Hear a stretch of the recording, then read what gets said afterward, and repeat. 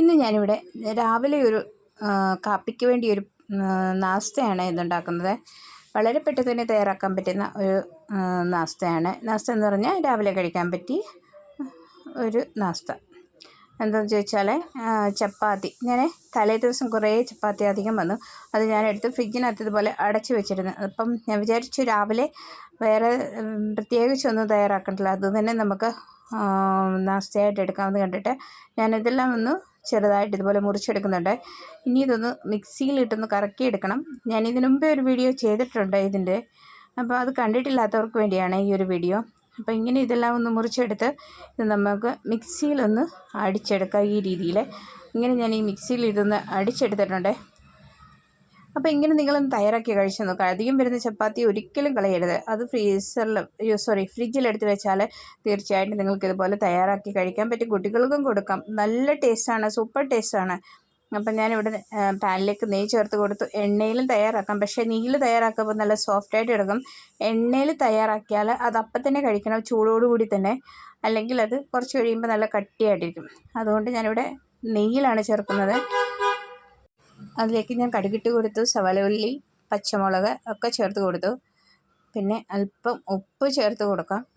ആദ്യം ചപ്പാത്തിയിൽ ഉപ്പ് ചേർത്തതാണെങ്കിൽ അതിനനുസരിച്ച് വേണം നമ്മൾ ഉപ്പ് ചേർത്ത് കൊടുക്കാനായിട്ട്. പിന്നെ കറിവേപ്പില ഇട്ട് കൊടുത്തിട്ടുണ്ട്.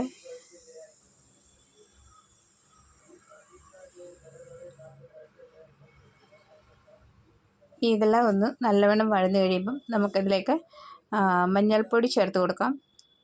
അല്പം മുളക് പൊടി കൂടി ചേർത്ത് കൊടുക്കാം. കുറച്ച് മാത്രമേ ചേർക്കാവൂ, അല്ലെങ്കിൽ എരിവ് കൂടിപ്പോവും. അപ്പം ഇത്രയും മാത്രമേ ഉള്ളൂ ഇതിനകത്ത് ചേർത്ത് കൊടുക്കേണ്ടത്. വളരെ പെട്ടെന്ന് തന്നെ നമുക്ക് തയ്യാറാക്കാൻ പറ്റും. അതുപോലെ നല്ല ടേസ്റ്റാണ്. നെയ്യ് ഒഴിച്ച് തയ്യാറാക്കുമ്പം സൂപ്പർ ടേസ്റ്റാണ്. അപ്പം നമ്മൾ പൊടിച്ച് വെച്ച് ചപ്പാത്തി കൂടി ചേർത്ത് കൊടുത്തു.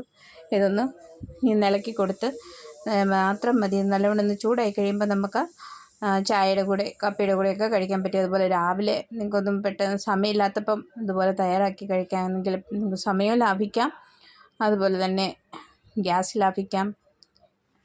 വളരെ ലാഭം ഉണ്ടാക്കാൻ പറ്റും. അപ്പം ഇതുപോലെയൊക്കെ തയ്യാറാക്കി നോക്കിയിട്ട് കഴിച്ച് നോക്കിയിട്ട് നിങ്ങളുടെ അഭിപ്രായം അറിയിക്കുക.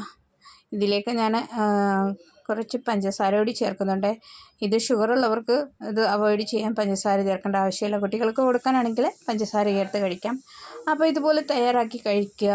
എന്നിട്ട് നിങ്ങളുടെ അഭിപ്രായമൊക്കെ ഒന്ന് അറിയിക്കുക. അതുപോലെ ചെറിയ വീഡിയോ ഒക്കെ ആയിട്ട് ഇനി അടുത്ത വീഡിയോയിൽ നമുക്ക് കാണാം. തീർച്ചയായിട്ടും നിങ്ങളുടെ അഭിപ്രായത്തിന് വേണ്ടി ഞാൻ കാത്തിരിക്കുന്നതായിരിക്കും. തീർച്ചയായും നിങ്ങളുടെ അഭിപ്രായം നിങ്ങൾ അറിയിക്കുക. അപ്പോൾ അടുത്ത വീഡിയോയിൽ ഓക്കെ.